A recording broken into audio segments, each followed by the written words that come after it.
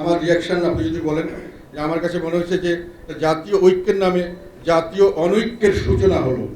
ওনার এই মিটিং থেকে উনি যখন ডাক দিয়েছেন এবং ডাক দিয়ে যে মিটিংটা করেছেন, তাতে করে আমার কনক্লুশন হলো জাতীয় ঐক্যের নামে উনি জাতীয় অনৈক্যের সূচনা করেছেন বলে আমরা আশঙ্কা করেছি।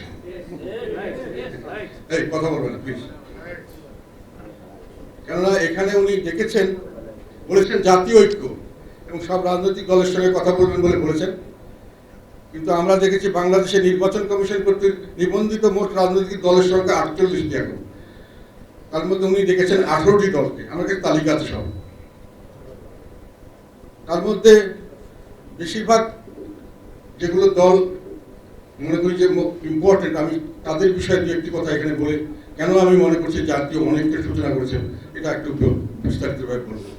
সেটা হলো আমরা যদি এর আগে 2014-এর আগের নির্বাচন থেকে ধরি, 2001 এবং 2008 এই দুটো নির্বাচন কিন্তু অবাধ, সুষ্ঠু, নিরপেক্ষ এবং অন্তর্ভুক্তিমূলক সঠিক নির্বাচন হয়েছে বলে দেশে এবং বিদেশে গ্রহণযোগ্য হয়েছে। যদিও 2001-এ আওয়ামী লীগ বলেছে এটা গ্রহণযোগ্য হয়নি, আমার কাছে কারচুপি হয়েছে, এটা দেশবাসী গ্রহণ করেনি, বিশ্ববাসী গ্রহণ করেনি। আবার 2008-এ বিএনপি বলেছে এটা ঠিক হয়নি, এটাকে নানান কারচুপি করেছে, দেশবাসী গ্রহণ করেনি, বিদেশিরা গ্রহণ করেনি। সেই নির্বাচন দুটির ফলাফল নিয়ে তাহলে আপনারা বুঝতে পারবেন যে দলগুলির কার কত ভারী এবং কে কতটুকু রিপ্রেজেন্ট করে জনসমর্থন।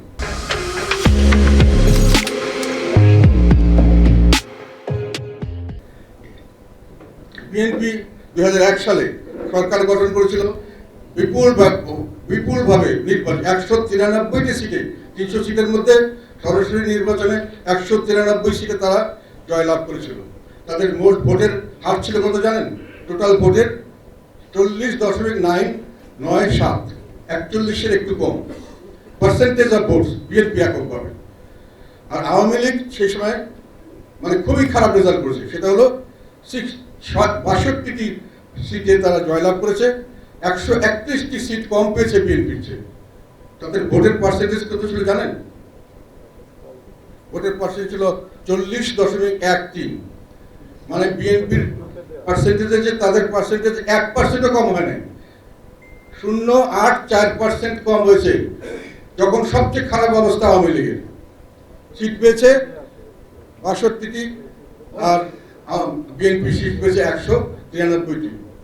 বিএনপি সিট পেয়েছে 40.9% আর আওয়ামী লীগ পেয়েছে 40.13%।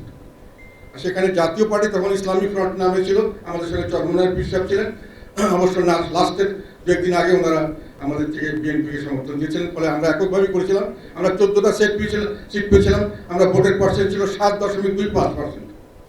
আর জামাত ছিল তখন একটা ভালো ফ্যাক্ট, ওখানে এখনো বড় দল তারা মোটামুটি, সেখানে তারা 17টা সিট পেয়েছিলেন 2001 সালে এবং 4.28% ছিল তাদের ভোটের হার। অফিসিয়াল রেজাল্ট থেকে আমি বলছি, যেটা আমার কাছে আছে। সেখানে 2008 সালে আওয়ামী লীগ পেয়েছিল 230টা সিট, ওরা পেয়েছে 48.04। এগুলো পারফেক্ট ভোট, যেটা কোনো কারচুপি হয়নি। আর বিএনপি পেয়েছিল 30টা সিট, তাদের ভোটের পার্সেন্ট ছিল 32.5। জাতীয় পার্টি পেয়েছিল 27টা সিট, তাদের হলো 7.07। ভোটের পার্সেন্টেজ আগেরটার চেয়ে আমাদের একই, ওটা ছিল 7.25, এখন 7.0। এবং জামাত পেয়েছিল গতবার 17টা সিট, এবার পেয়েছে 2টা সিট, তাদের ভোটের পার্সেন্টেজ হলো 4.7। ভোটের পার্সেন্টেজে আমরা আর জামাত মোটামুটি একটা জায়গায় আছি। বিএনপি এবং আওয়ামী লীগের মধ্যে সবচেয়ে বেশি আওয়ামী লীগ পেয়েছে 48% আর বিএনপি সবচেয়ে বেশি পেয়েছে 40%। এখন আওয়ামী লীগ, জাতীয় পার্টি ইত্যাদি দুটো দলকে বাদ দিয়ে যদি আপনারা হিসেব করেন, বাকি ছোটখাটো দলের কথা আমি ডিটেল সময়ের অভাব বলতে চাইলাম না, আমার কাছে, তাহলে 50%-এর বেশি মানুষকে এই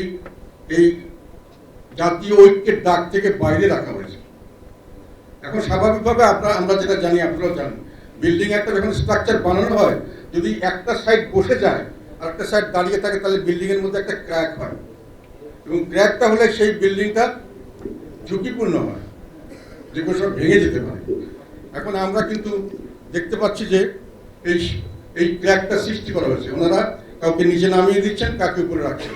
কাজে একটা বৃহৎ অংশ, 50%-এর বেশি অংশকে ওনারা এই ডায়ালগের বাইরে রেখেছে। এই জনসমষ্টিকে রিপ্রেজেন্ট করছে যারা, বা যেই জনসমষ্টির কোনো রিপ্রেজেন্টেশন না রেখে তারা এই ঐক্যের ডাক দিয়েছেন। এটাতে করে আমি মনে করি যে একটা জাতিগতভাবে আমাদের মধ্যে একটা ভুল বোঝাবুঝি, অবিশ্বাসের সৃষ্টি হয়েছে। কাউকে যদি আপনি অবিশ্বাস করেন তাহলে সে আপনাকে অবিশ্বাস করবে, কাউকে যদি আপনি ঘৃণা করেন সে আপনাকে ঘৃণা করবে, কাউকে যদি আপনি নিশ্চিহ্ন করতে চান সে আপনাকে নিশ্চিহ্ন করতে চাইবে। এটি হলো স্বাভাবিক নিয়ম।